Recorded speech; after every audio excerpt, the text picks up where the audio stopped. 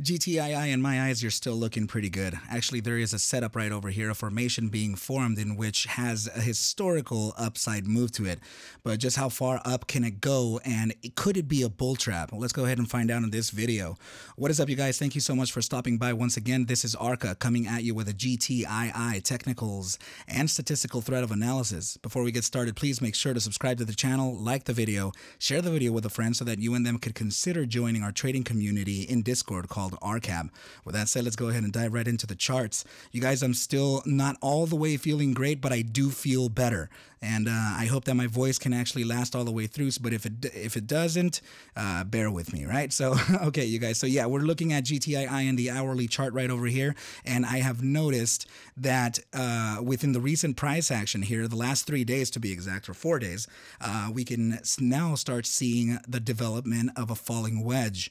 And this falling wedge usually has a bullish price objective. Let's go ahead and take that now. We can take, this is a triangle setup. It is in the triangle family. So we can take a trend line from the hypotenuse of the triangle to the lowest point of the triangle, and we apply it to a potential breakout point. So let's just say, for example, that we broke out, say somewhere around here. We are in the hourly chart, so you can actually count like it would be 1, 2, 3, 4, 5, another 5 hours ahead, right? Given that for the next session, in possibly Monday or Tuesday. Usually these triangles tend to realize their true nature when we approach the apex, and that's usually at about 70 to 75% completion. So in this particular setup, we can see that we are getting a price objective of about $3.79. Now, if we take a fib from our current price action, meaning our current high to let's see, we can do it to today's low, and let's just see what that gives us. Okay, so it does give us some confluence with the 1.618 golden mean. The golden ratio is usually a place where the sentiment or trade likes to take price action to. So we can see that we can actually clear it and then come potentially back down. And the reason why I say this is because when we break out of formations like this, it doesn't have to happen every time, but it does happen very often to where we break out, and oftentimes it doesn't actually reach all the way to its price objective. There is a potential to where we can reach the 1.272 at 361, followed by a pullback. And the pullback is usually due to test our newly converted resistance into now support before a continuation onto the upside and potentially realizing the price objective. So that is raw price action and technicals put together, right? We can see some of that happening. Usually a sign that you can see that triangle like this is forming and may be valid is actually due to a decline in volume like this. So we can actually see that we did get that.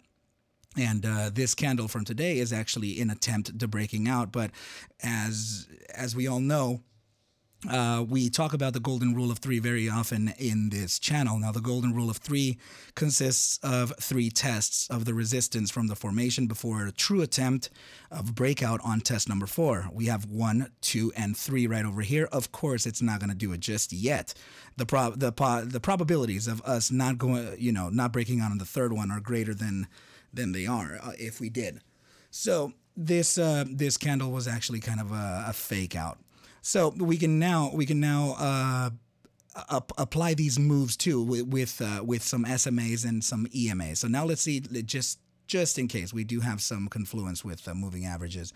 It looks like, I mean, in impulsive price action, there is also the potential, that where we can break out and make an impulsive move to the 200-day simple moving average, which is at about the 2.618 inverse. The 2.618 golden mean at 404. This is kind of a distance and kind of a stretch. I wouldn't put too much weight on that, but there is the possibility within that because we do have a resistance range that is very much in confluent with each other here. Do do know that from the larger formation that we just recently realized, let me actually make it a little easier to see. I'm going to take out these moving averages. From the larger formation, which is this one right over here, this is a broadening descending wedge. Usually that is a signal of a reversal to the upside. This formation presents that opportunity, and the formation's price objective is usually found at the genesis of the formation itself, which is at about $4.58. So this took days for us to realize. It very likely can take days for us to start making our ascent to meet that objective. Let's go ahead and move on to the next chart. So this is going to be the statistical side of the analysis. We are looking at it in a 3-day time frame. This can be a macro perspective for this. So for the new viewers, you are looking at volatility here, represented by this indicator BBWP. Volatility is direction neutral, so we pair it with an indicator like this one here, a momentum oscillator, so that we can be able to gauge that bias in direction. I did backtest just the momentum oscillator for this ticker in particular, just to see how accurate it does guess the move to the upside. And in doing so, throughout the entire trading history of GTii in the 3-day chart, we have a total of 11 iterations in which the stochastic momentum guessed the upside correctly 10 out of 11 times, giving us a 90% accuracy to the upside. Now, based on a volatility versus momentum profile and backtest, which I did by hand, out of those 11 moves, you're looking at a total of 7 out of the 11 correctly guessed to the upside.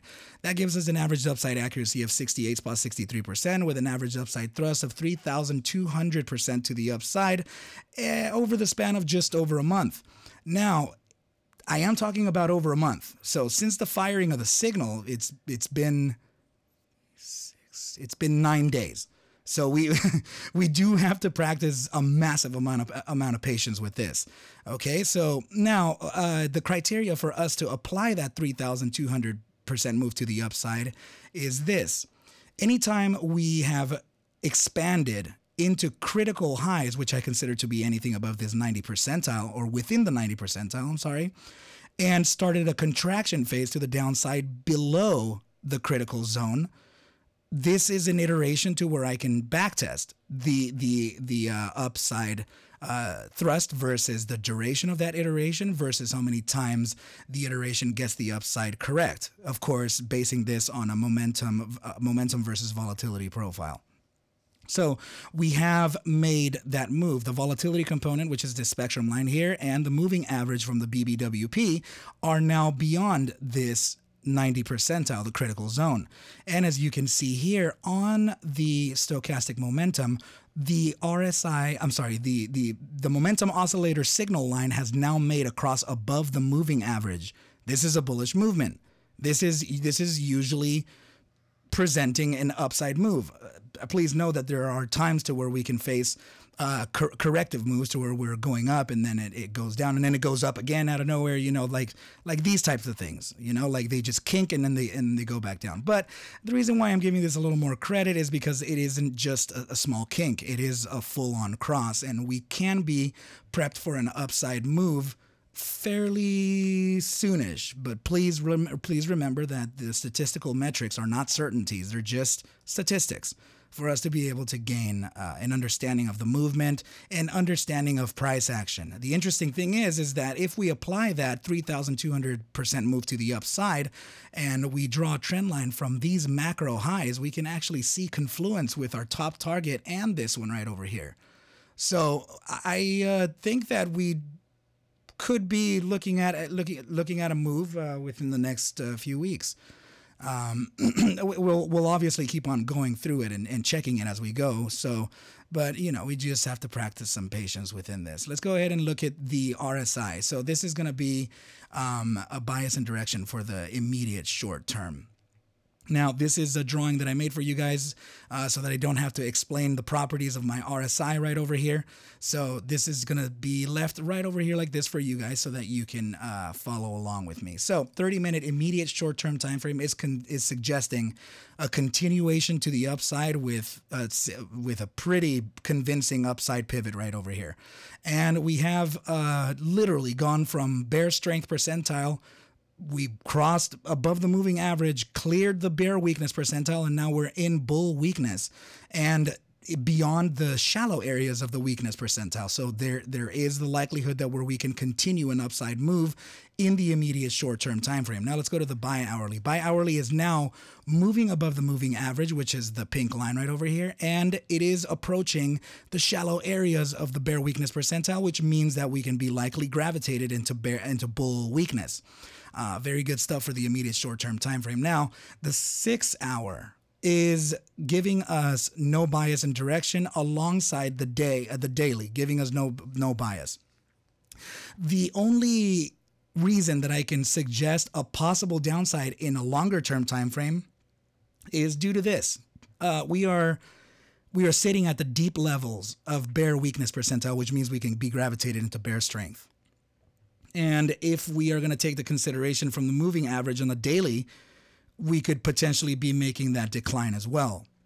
So this could be in confluence with what we are talking about right over here, a potential, let's see, let's actually go into this chart right here. So we can potentially, rise again in thinking that this is the fourth time for breakout before us actually coming back down to test this support bottom right over here, which could be at about the $3.16 level before an attempt to true breakout on test number 4, where we were talking about here.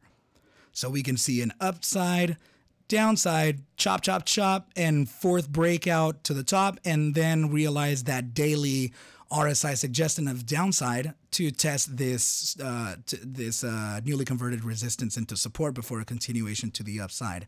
I'm not a financial advisor. I can't actually suggest for you to buy or sell any assets. If you do have any questions or concerns, please reach out to me. I'm happy to talk about these analyses with you, okay? So I think this is a pretty good place for me to leave off the video. I'll make sure to leave the links in the description for you to consider joining the ARCa trading community. Come by Twitter, say hi. But with that said, I will leave you here and we will talk on Monday. I'll catch you at the bell. Adios.